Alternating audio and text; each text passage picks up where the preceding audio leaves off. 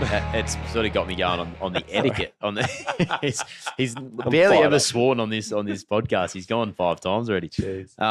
Look, most people do it, I think. They do. But I like that point around because some people, they might know how to hook up the caravan, drive safely, all the rest of it.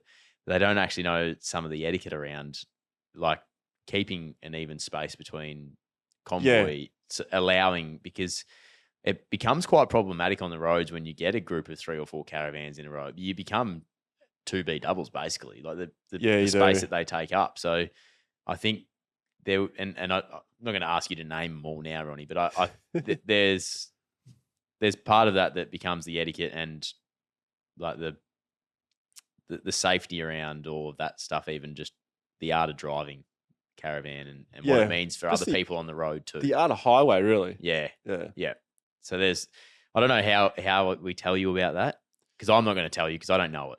But there's stuff that does annoy me when you're coming up to caravanners, and I'm sure there's someone out there that can let people know what they are. You've just alluded to a couple of them, but yes, there must be a little handbook somewhere that someone's made. Yeah. Or maybe we need to make one. Maybe, there's another one of our business ideas that we don't tell anyone. There's a few. That's what... Yeah, we'll come back to... We forgot about that last week, and I've still got it in my head. Yeah. When we were talking about business ideas. I forgot about it completely. With me. Sorry. Stay with me. Go. Was that the solar thing?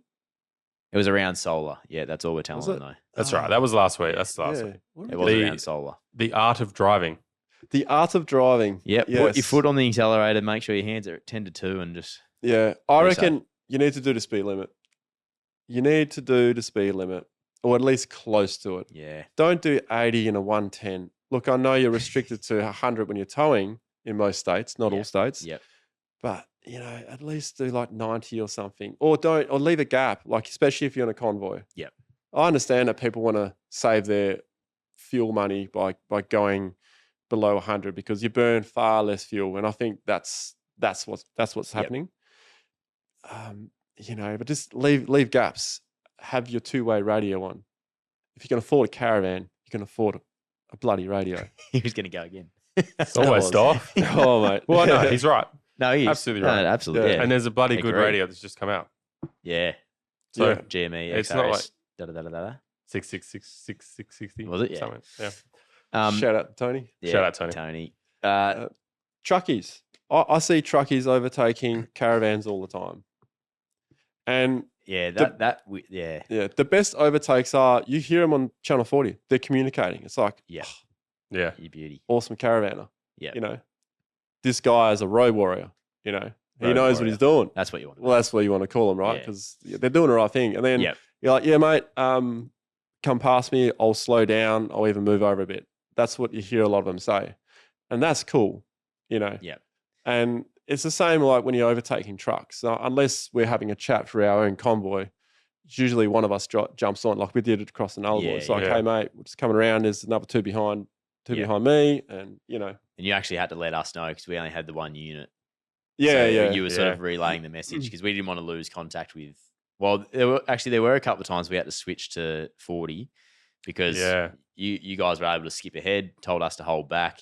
Then you end up a few Ks down the road, no longer our eyes. So we'd actually just switch over to 40, but that's where the two units would be bloody handy. Yeah. You can always switch. Yeah, I suppose. I've got one that's got like a scan and priority on it. And you can, so when they chat on 40, it comes through to me and it takes me off whatever channel that we'll be sitting on. That'd be a GME unit, wouldn't it? Yeah, it is a GME unit. It's bloody elite. I didn't know about it until our most recent trip. And my mate, Rory, put it up, set it up for me. It's unreal. Yeah, it's cool. So good because they'll be like, oh yeah, car behind. Like you can go past. You have no idea that there's cars coming or not because you can't see past this massive truck. Yeah, it's the best.